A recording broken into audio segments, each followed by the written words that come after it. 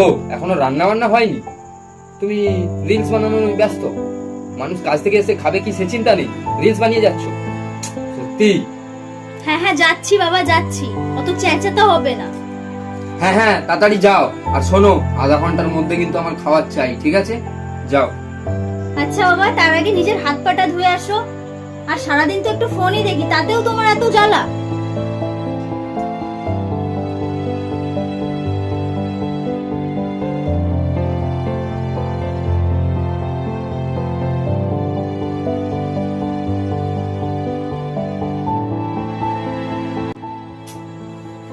Phone দেখছিলাম, বক বক বক বক করছে। এখন রান্না করো, গিলবে। শান্তিতে রিলস দেখছিলাম, কোথা থেকে এলো? রান্না করতে হবে, গিলবে এখন এসে। A few moments later.